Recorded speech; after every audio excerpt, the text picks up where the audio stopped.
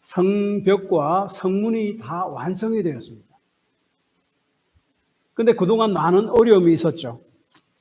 이 적들은 하나님의 백성이 페르시아 왕에게 반역을 하려고 성벽을 건축하고 성문을 건축하고 그래서 그런 거짓 소문을 퍼뜨렸습니다.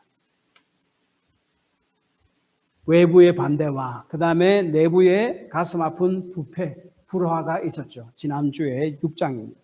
그럼에도 불구하고 이 예루살렘 성벽과 성문은 단 50일 만에 완성이 되었습니다. 이제 외적인 성전과 성벽은 다 완성이 되었습니다. 그런데 그리고 나서 느헤미야는 그 완성된 성전과 성벽, 성전을 보호하고 위에 봉사하고 섬겨갈 사람들, 일꾼들을 세웁니다. 그래서 원래 목적으로 돌아와요. 느헤미야가 그 페르시아 왕의 술 맡은 관원장으로 있다가 유다로 돌아온 이유가 무엇입니까? 무너진 성벽을 건축하고 성문을 달아서 완전한 하나님의 성전을 보수하고 유지하는 것, 그것이 목표였습니다. 그래서 이제 그 목표에 걸맞는 일꾼들을 세우는 것이 오늘 본문의 말씀입니다. 그래서 이제 느헤미야가 페르시아에서 귀환한 그 이유, 목적, 그 중심에는 성전입니다. 이 성전은 하나님의 백성에게는 굉장히 중요한 곳이었습니다. 물론 성전은 하나님께 예배하는 곳이죠. 이 성전에서 크게 두 가지가 일어났죠. 첫째는 하나님의 죄의 용서함이 일어났습니다. 오늘 우리 그 공동체 성경 읽기에 보니까 역대하 6장에 보니까 솔로몬의 기도에서 나타나잖아요. 당신의 백성들이 범죄에서 깨닫고 회개하고 돌아와서 성전을 향해서 이곳에서 기도하면은 그 죄를 용서하시고 다시 그들을 회복시켜 주옵소서. 이 성전은 하나님의 사죄가 있는 곳이에요. 우리 죄를 용서받으려면 성전에 가서 제사장께 제물을 드리고 속죄 제사를 드리고 그래서 용서받는 그 중요한 일이 일어났습니다. 그 다음에 이 성전 안에서 하나님과 교제가 일어났죠. 하나님의 임재가 있는 곳이 바로 성전입니다. 그래서 이 사제와 하나님과의 교제, 이것이 굉장히 중요한 두 가지 성전의 요소고 기능입니다. 그래서 하나님을 예배하기 위해서 성전에 필요한 사람들을 임명하고 그리고 배치시킵니다. 그리고 성전이 있는 예루살렘을 적들로부터 보호하고 지키기 위해서 인구 조사를 하고 사람들을 예루살렘 성 안으로 이주시킵니다. 이 두 가지가 오늘 본문 말씀에 나타나 있습니다. 성전을 위해서 일꾼들을 세우고 그 다음에 그 성벽을 외부로부터 예루살렘 성을 그리고 그 안에 있는 예루살렘 성전을 하나님을 예배하는 성전을 방어하고 그리고 바르게 예배하기 위해서 그 예루살렘 성 안에 거주하는 사람들, 그래서 예루살렘 성을 방어할 사람들을 임명하게 됩니다. 그것을 위해서 인구 조사를 하는 것이 오늘 본문의 말씀입니다. 그래서 먼저 성전 예배를 바로 감당하기 위해서 각각 은사대로 일꾼들을 세우는 게 바로 1절에서 4절까지 말씀입니다. 제일 먼저 한 일이 성전벽을 완성하고 나서 제일 먼저 한 일이 바로 성전에서 봉사하는 이들을 세우는 일이었습니다. 그래서 1절, 2절을 보니까 문지기를 세우고 노래하는 자, 레위 사람들을 세웠습니다. 이 모두들은 다 성전 예배에 관계가 있는 사람들이었습니다. 이 문지기는 예루살렘 성을 지키는 문지기입니다. 예루살렘 성이 왜 성을 지키는 문지기가 왜 중요합니까? 성전은 예루살렘 성전벽은요, 예루살렘 성문의 북동쪽의 한 부분을 담당하고 있었습니다. 그래서 예루살렘 성전과 예루살렘 성과는 다 연결이 되어 있어요. 그 성문을 지키는 것이 그렇게 중요했습니다. 그래서 성문을 제대로 지키지 못하면 대적들이 와서 성전을 허물면 성전 예배는 어떻게 됩니까?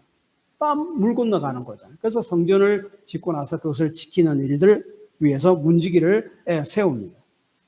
그리고 13장 22절에 보면 이런 말씀이 있습니다. 내가 또 레위 사람들에게 몸을 정결케 하여 하고 와서 성문을 지켜 안식일을 거룩하게 하라 하였느니라. 이 말이 뭔가 하면은 당시 사람들은 안식일을 제대로 지키지 않았었어요.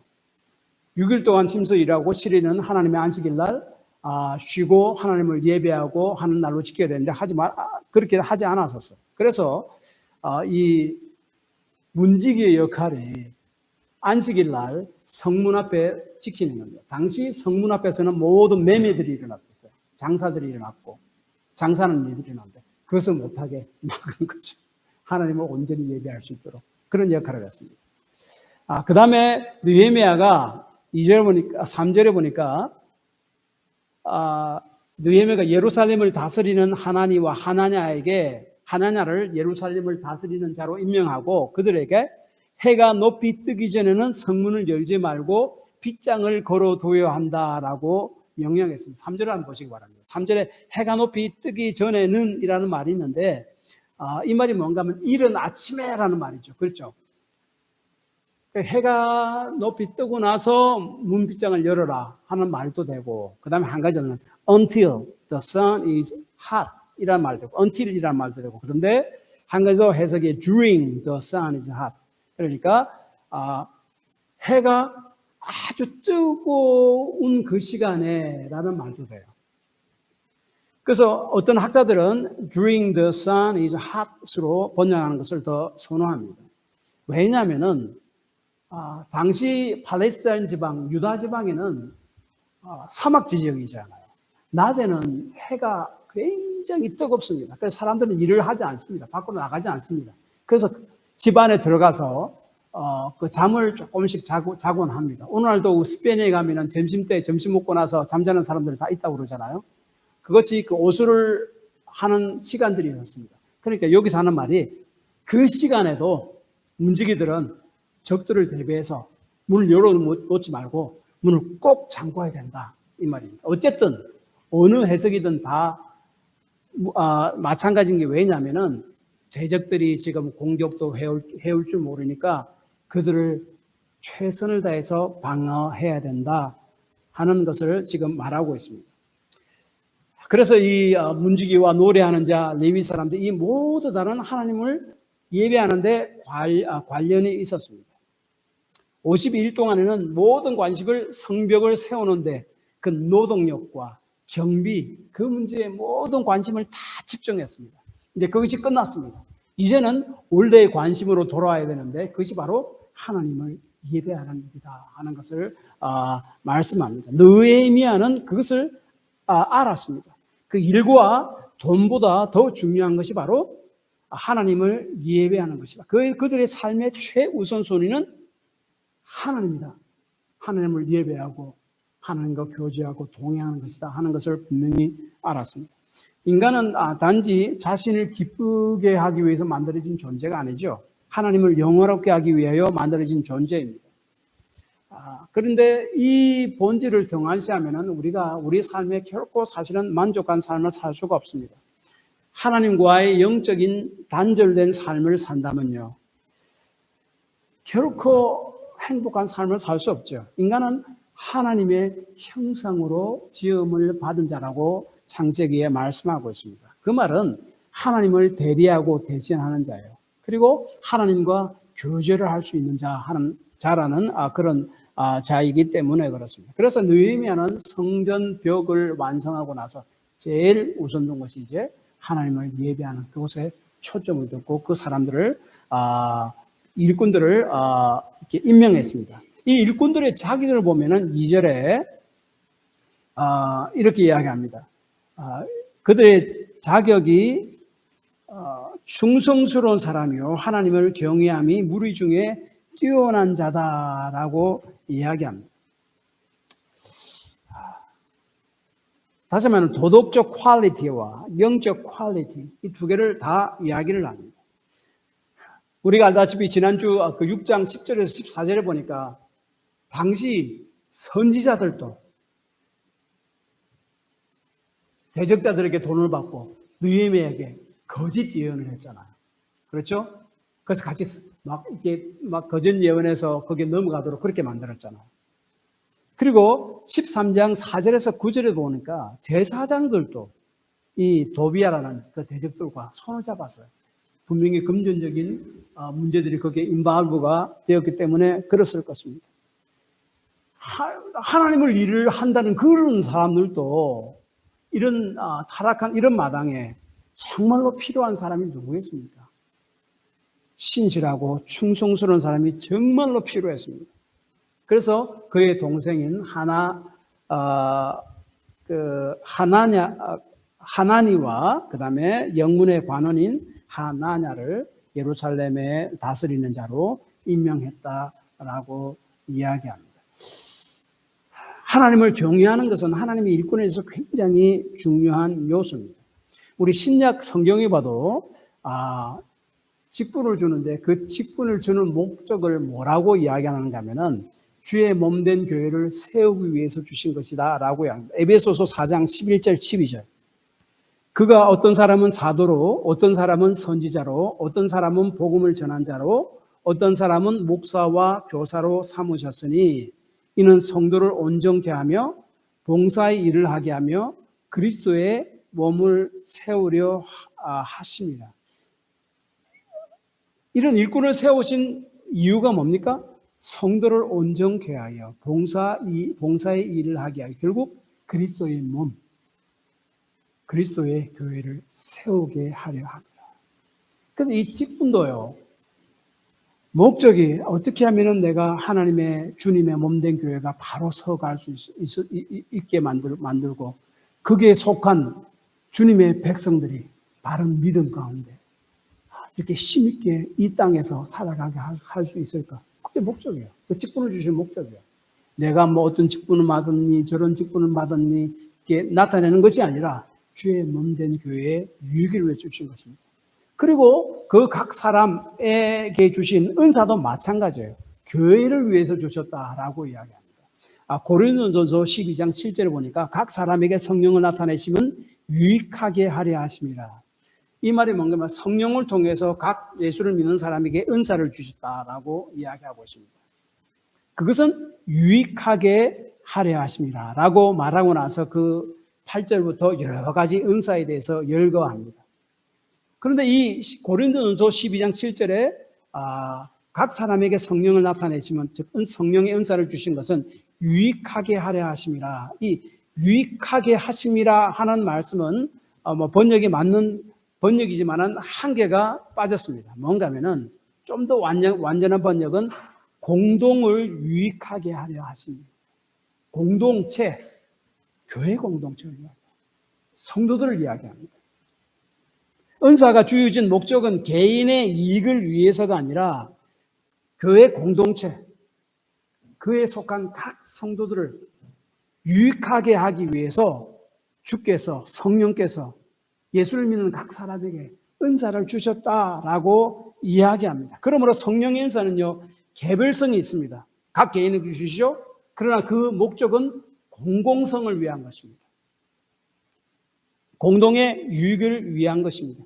개인의 자랑이 아니라 다른 성도들의 유익을 위해서 그 은사를 주셨다라고 이야기합니다. 그래서 고린도전서 13장에서 또 12장 13장에서 사도 바울이 은사를 가지고 막 시끄럽게 하는 자들, 자랑하는 자들을 꾸짖지 않습니까? 그것이 바로 그겁니다.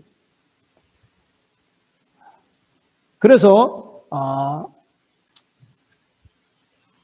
교회 전체의 유익을 떠나서는 성령 은사가 주어지지 않습니다. 아시겠습니까?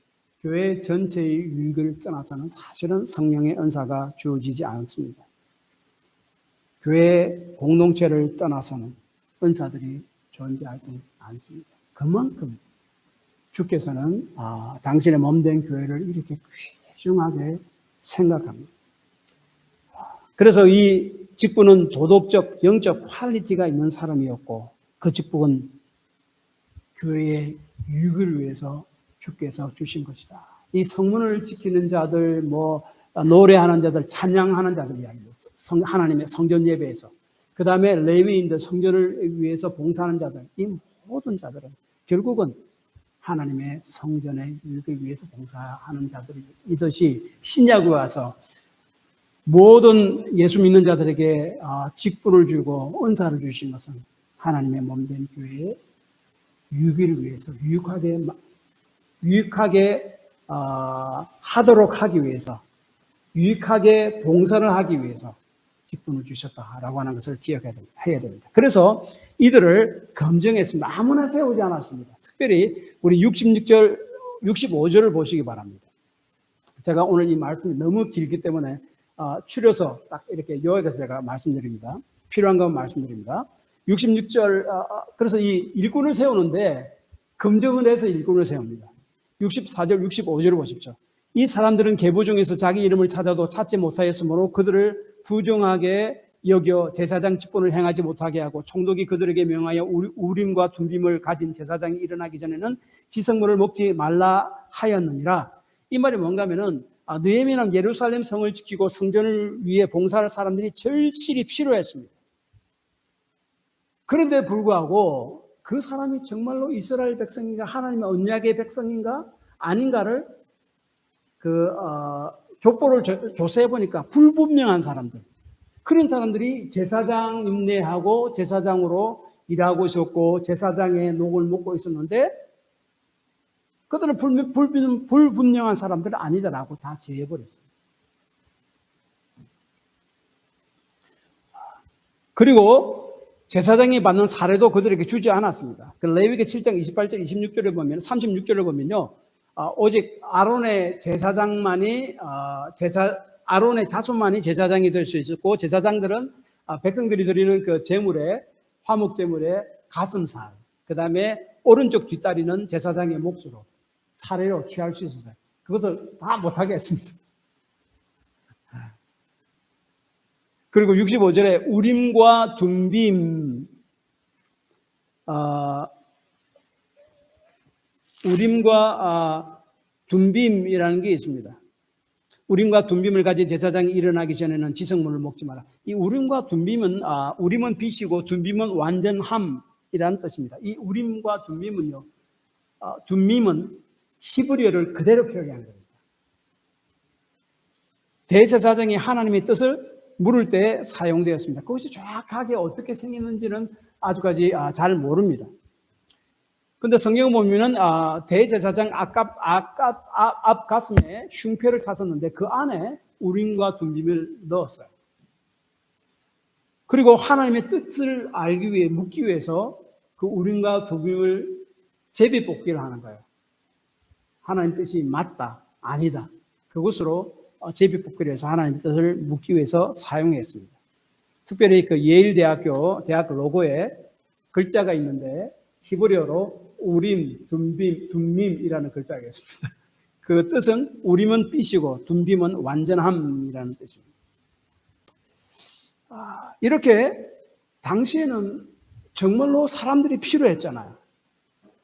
제사장들도 필요했고, 그런데 느헤미야는 검증되지 않은 사람들은 배제했습니다.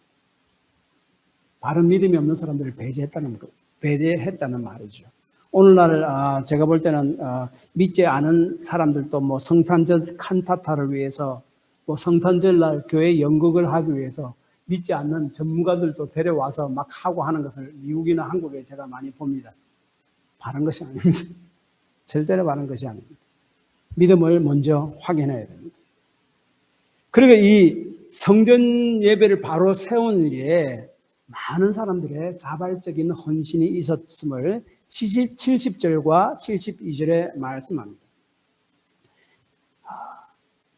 예루살렘 성 안에 사람들을 배치시키는데 그것은 나중에 제비를 뽑아서 그 사람들을 그 안에 배치를 시킵니다. 그런데 예루살렘 성 안에 사는 것은요, 많은 희생이 필요한 일이었습니다.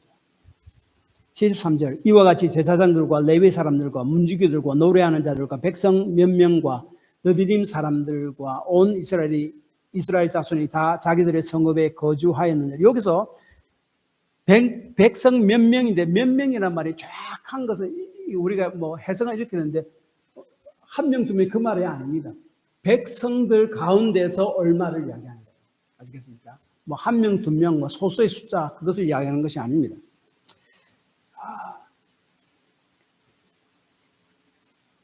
제사장이나 레위 사람, 문지기들, 뭐 노래하는 자들, 그 백성자들, 뭐 느디딤 사람들, 이 사람들은 성전에서 봉사하는 자들이죠.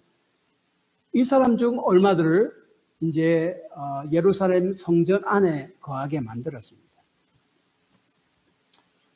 그것이 결코 사실은 쉬운 일이 아니죠. 여러분 느헤미야 11장 1절 2절 보면은 이렇게 이야기합니다. 백성의 지도자들은 예루살렘에 거주하였고 그 남은 백성은 제비 뽑아 10분의 1은 거룩한 성 예루살렘에 거주하게 하고 그 10분의 9는 다른 성읍에 거주하게 하였으며 예루살렘에 거주하기를 자원하는 모든 자들을 위하여 백성들이 복을 빌었느니라. 왜 백성들이 복을 빕니까? 안 그러면 자기들이 먼저 가려고 하죠. 자기들이 안 가려고 하고 자원하는 사람들이 그리고 또 제비 뽑아서 뽑힌 자들은 그냥 보냅니다. 하면서 복을 빕니다. 힘드니까요. 희생이 필요하니까요. 그래서 너희들 당신들 예루살렘 성 안에 들어가더라도 잘 이겨내고 잘 힘있게 잘 사세요 라고 복을 빌었단 말이에요. 예루살렘 성 안에는요 경작할 땅도 제대로 없었죠? 가축을 키우기에 적합한 곳 아니었습니다. 가족을 양육, 그러니까 땅도 없고 뭐 가축 키우기도 적당한 곳이 아니었으면 당시 모든 그 경제적인 소스가 어디로부터 나옵니까? 가축을 기르고 그 다음에 농업 아닙니까? 그러므로 그 가족들을 양육하기에 적당한 장소는 예루살렘 성 안이 아니었습니다. 오늘날로 비유하면 어떻게 될까요? 뭐 만약 뉴욕 할렘 지역 아주 힘든 그 지역으로 짐 싸서 들어가서 사는 것과 같지 않겠습니까? 그러나 예루살렘 성 밖의 도성들은 예루살렘 안에 사는 사람들보다 훨씬 더 많은 것을 자원들을 제공했습니다.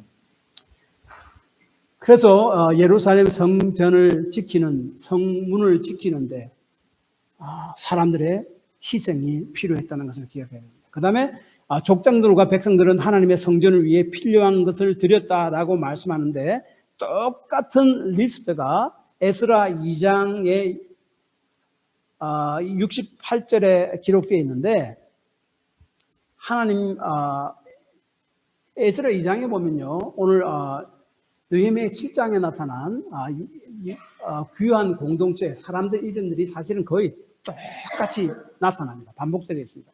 특별히 에스라 2장 68절에 보면은 하나님 앞에 드린 사람들 똑같은 리스트가 나와 있습니다. 그런데 그 드렸다는 말이 자발적인 드림이라는 말입니다. 그 히브리어 나바드라는 그런 단어를 씁니다. voluntary offering을 이야기하죠. 그래서 족종들이 하나님의 성전을 위해서 드린 이 모든 것은 자발적인 드림, 자발적인 헌신, 자발적인 헌금, 그것을 강조합니다. 성경에 보면은 하나님 앞에 드리는 모든 것들, 시간, 물질, 모든 것들, 봉사, 그것은 전부 다 자발적인 것을 하나님이 원하십니다. 억지로가 아닙니다. 예를 들어서 출애굽기 25장 2절에 보면 이렇게 말씀합니다. 이스라엘 자손에게 명하여 내게 예물을 가져오라고 기쁜 마음으로 내는 자가 내게 바치는 모든 것을 너희는 받을지어다. 억지로가 아닙니다. 자발성이 없는 것 하나님 받지 않으십니다. 고린도서 9장 7절 각각 그 마음에 정한 대로 할 것이요 인색함으로나 억지로 하지 말 것이니 하나님은 즐거워내는 자를 사랑하시니라. 자발성입니다. 자발성이 없으면 저는 말씀드리는 것은 기도하시고 하나님께서 그런 마음 주실 때까지 기다리십시오라고 저는 이야기할 겁니다. 억지로 하는 것이 아닙니다. 그래서 우리 교회도 헌금이나 봉사도 자발성을 강조하는 일입니다. 왜냐하면 그 하나님께 드리는 헌금 봉사들은 사람들에게 보이는 문제가 아니라 하나님께 드려지는 문제이기 때문에 그렇습니다. 이 점에서 실패한 사람들이 누굽니까? 바리새인들이잖아요. 이들은 사람들에게 보이려고 자신들의 의를 행했다고 예수님의 많은 책망을 받았습니다. 마태복음 6장 1절. 그리고 나서 이들이 기도와 금식, 구제 그 좋은 일들을 행하면서도 사람에게 보이려고 하는 그 바리새인들의 중심을 책망했고, 너희들은 그렇게 하면 하나님의 상을 결코 받지 못한다라고 꾸짖었죠. 그래서 우리들은 특별히 우리 한국 사람들은 다른 사람들을 굉장히 많이 의식하잖아요. 근데 다른 사람들을 의식하는 것은 사실은 뭐 나쁜 것이라고 저는 생각하지 않습니다. 다른 사람의 감정이나 생각들을 하나도 의식하지 않고 자기 마음대로 하는 사람들을 뭐라고 그래요? 소시오패스라고 그러죠. 반사회적 인격 장애자들. 그런 이야기 들어봤었습니까? 다른 사람의 감정, 생각들 전혀 생각지 않습니다. 내 생각과 내 감정만 중요합니다. 이것도 사실은 중요해요. 근데 그게 너무나 신경 쓰면 어떻게 됩니까? 바리새인과 같이 되죠. 외식자가 되죠. 그래서 그것이 아니라 우리의 초점은 하나님께 있어야 된다. 그래서 문제는 하나님께 신경을 쓰는 것보다 사람들에게 신경을 과도하게 쓴다면 외식자가 된다는 것을 우리는 기억해야 됩니다. 그래서 이 하나님께 헌신하고 성전을 위해서 드리는 모든 것들을 다 자발성이다라고 이야기합니다. 그래서 먼저 7장 1절에서 7장에서 먼저 이야기하는 것은 성전벽을 완성하고 나서 제일 먼저 한 것이 원래의 목적인 하나님의 성전에서 예배하는 데 집중할 수 있도록 일꾼들을 세우는 일이었습니다. 그 다음에 하는 것은 예루살렘 성을 방어하기 위해서 사람들을 배치했습니다. 그것을 위해서 인구 조사를 합니다. 그것이 바로 5절에서 73절까지 나타납니다. 인구 조사의 목적은 예루살렘 성에 거주할 사람을 배치하기 위해서였습니다. 왜냐하면 4절에 보니까 그 성읍은 광대하고 주민은 적으며 가옥은 미처 건축하지 못하였습니다. 이 말은 예루살렘 성 안에 집이 없었다는 말이 아니라 3절에 보면 예루살렘 성 안에 이미 살고 있던 사람들이 있었습니다. 집이 있었다는 말이죠.